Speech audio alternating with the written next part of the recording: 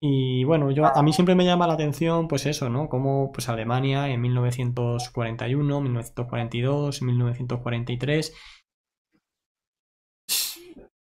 que también recordemos que fue la batalla de Ciudadela cuando se produjo el desembarco estadounidense y británico en Sicilia, ya también peligraba, ¿no? La apertura de ese segundo frente dentro de lo que es territorio europeo, pero bueno, en cualquier caso estuvieron luchando, ¿no? Que es a la reflexión que quiero llegar, estuvieron luchando 3 años solo contra la Unión Soviética, no fueron capaces de derrotarla.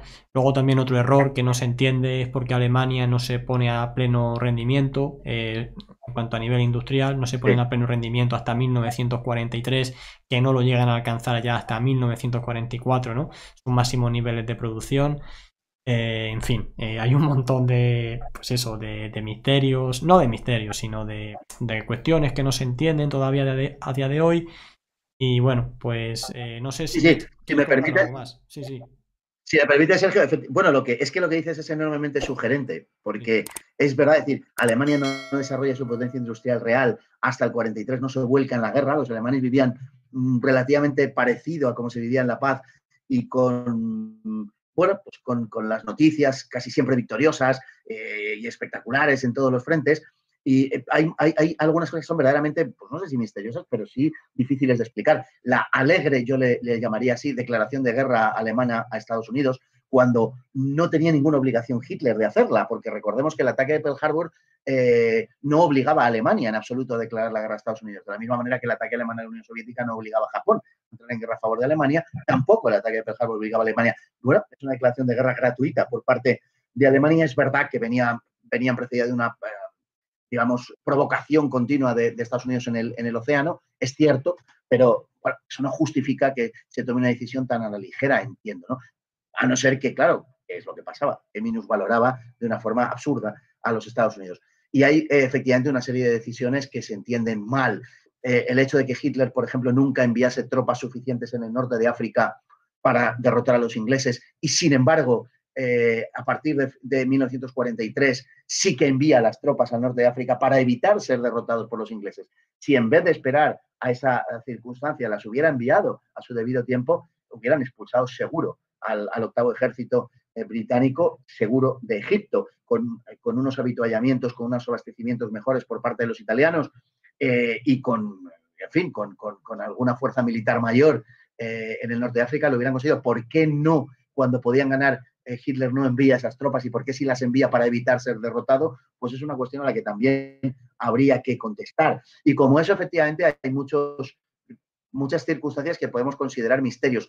En cualquier caso, si Alemania, tampoco lo olvidemos, hubiera logrado prolongar la guerra y estuviéramos pensando en que nos encontráramos en 1947, todavía en plena guerra, no olvidemos que los norteamericanos hubieran lanzado las bombas atómicas en lugar de Hiroshima y Nagasaki, pues en Berlín y en Hamburgo o Múnich, por ejemplo, ¿no?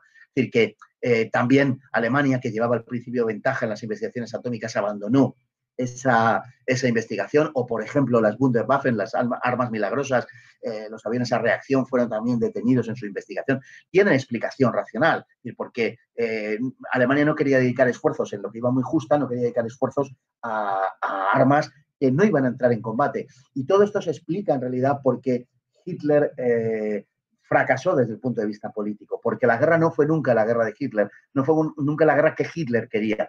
Hitler había una guerra que sí quería y una guerra que no. La que sí quería era la guerra en el este, la que no quería era la guerra en el oeste. En consecuencia, jamás desarrolló las armas para poder contender en el oeste.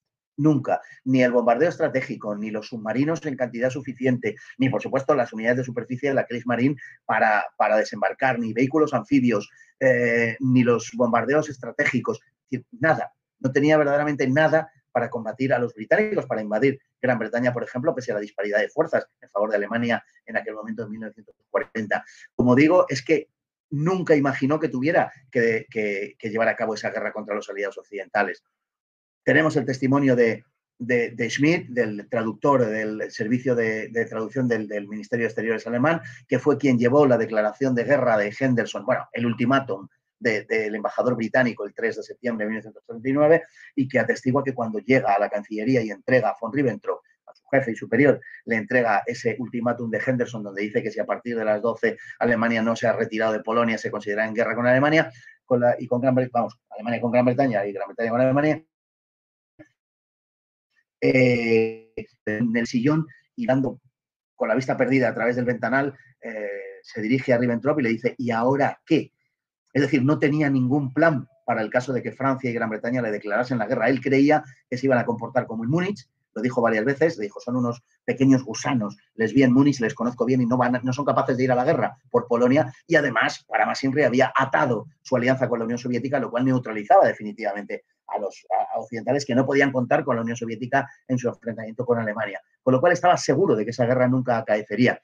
Y en las actas de Hossbach, de noviembre del 37, él diseña o muestra el diseño de aquello en lo que está pensando, en la guerra que está por venir, y él, por ejemplo, en los planes de desarrollo naval, etcétera, muestra cómo no considera en ningún caso que vaya a estar en guerra con los occidentales antes de 1943. Eso es lo que explica por qué el ejército alemán no consiguió en último análisis vencer, porque hay un problema político detrás, porque hay un problema económico y de recursos detrás, por todo ese tipo de cosas, porque están librando una guerra que jamás pensaron que fueran a librar. Lógicamente, Hitler sí quería esa guerra en el este, pero Hitler nunca pensó que fuese a haber una segunda guerra mundial, que estuviera en guerra con los aliados occidentales a la vez que la Unión Soviética. Aquello, evidentemente, le desbordó y, en mi opinión, desde luego, esa es la clave que explica todo lo demás.